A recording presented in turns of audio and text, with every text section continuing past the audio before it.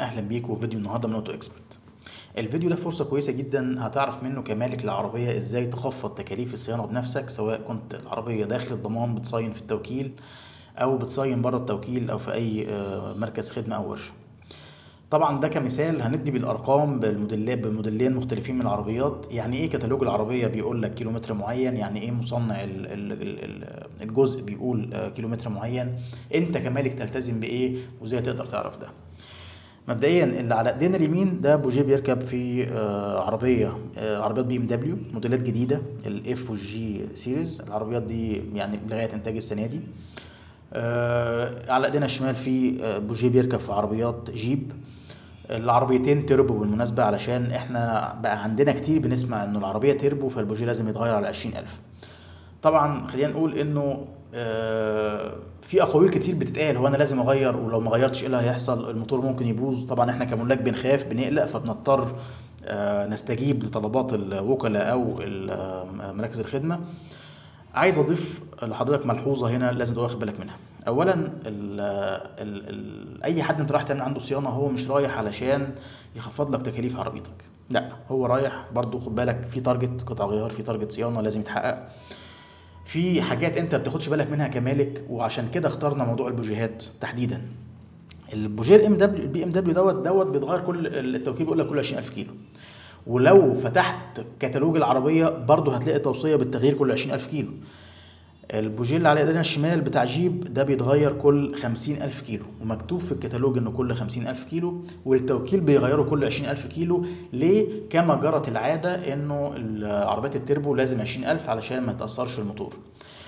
انت كمالك لازم تعرف حقوقك، علشان البوجيه الخاص بالبي ام دبليو ده ثمنه دلوقتي في التوكيل الطقم بيعدي ل 4,000 ونص.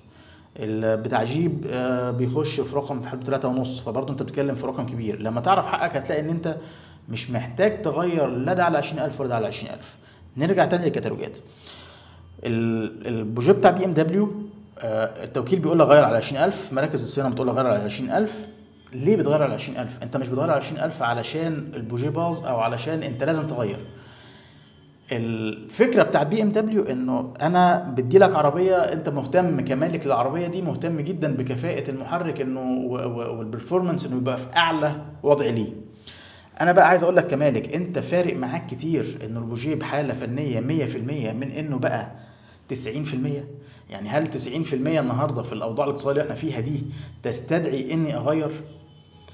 انا عشان احافظ على الموتور في اعلى اداء ليه بقول لك غير كل 20,000 كتوصيه، انما ده مش اجباري عليك. طيب هو البوجيه ممكن يقعد قد ايه عمره؟ خلينا نقول نجاوب من الشركه المصنعه للبوجيهات. هو بي ام دبليو في يعني شامبيون هي اللي بتصنع بعض الارقام، ومنهم البوجيه اللي قدامنا دوت شامبيون. البوجيه البراند بتاعه شامبيون محطوط في علبه بي ام دبليو، هو ده البوجيه الاوريجينال يعني. خلينا نقول ظهر قدامكم على شاشه الكمبيوتر البارت نمبر بتاع البوجيه، علشان برضو اللي عايز يرجع لمعلومه، اللي عايز يعرف يدور ازاي. والحاجات دي طبعا كلها احنا بنوفرها في دوراتنا التدريبيه علشان المالك يقدر يحدد بنفسه محتاج ايه وممكن ياجل ايه وممكن يلغي ايه لفترات طويله.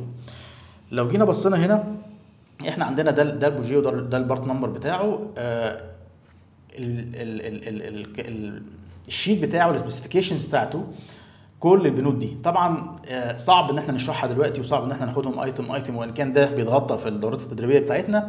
انما اللي يهمك انت كمالك في الفيديو السريع ده انك تشوف التوصيه بتاعه شامبيون السبارك بلاك ده ممكن يعيش قد ايه. بص معايا هنا، شايف الديورابيلتي سيرفيس لايف اب تو 75 مايلز 75k مايلز 75,000 ميل او 120,000 كيلو. يعني انا النهارده لما اقول لك غيره على 80,000 ده ما فيهوش اي مشكله. ممكن يبقى البرفورمانس بتاع العربيه بيقل شويه مش قوي، انما احنا مش في وضع حاليا ان انا كل 20,000 اروح ادفع مبلغ زي ده عشان اغير 4 بوجيهات. فلما التوصيه بتاعه المصنع انه اب تو 120,000 كيلو، يعني انا معايا لغايه 100,000 كيلو بغير في امان.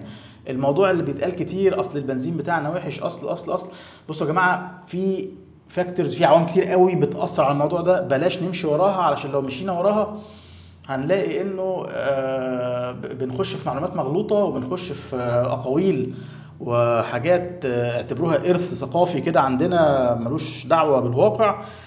الواقع اللي احنا بنتكلم فيه النهارده انه البوجيه ده مفكوك من عربيه عامله 100,000 كيلو. العربيه كانت شغاله مفيش اي مشكله. العربيه دي بالمناسبه النهارده معديه 300,000 كيلو، فمفيش داعي ترهق نفسك بتكاليف كتير قوي بدون داعي علشان تحقق تارجت مركز خدمه او وكيل. احنا زي ما قلنا في ظروف صعبه، فناخد بالنا من المعلومات دي اللي هي بالمناسبه كل حاجه في العربيه بيتطبق عليها نفس الحكايه. انت مش ملزم بجداول صيانه، ومش ملزم ان انت تغير الحاجات بشكل حرفي. طبعا زي ما قلت لكم بنتناقش في ده في الدورات التدريبيه عشان تعرف ايه اللي لازم يتغير وايه اللي ممكن يتاجل، انما اجمالا انت بتلاقي فاتوره عامله 25,000 جنيه هي اخرها 5000 جنيه، بتعمل كل حاجه والدنيا بتبقى ماشيه وما بتخسرش اي كفاءه فنيه في العربيه، بل بالعكس. هتعرف في الدورات التدريبيه ان انت بتحافظ على بعض الحاجات من الفك والتركيب الكتير اللي بدون داعي وما يتبعه من الاخطاء يعني.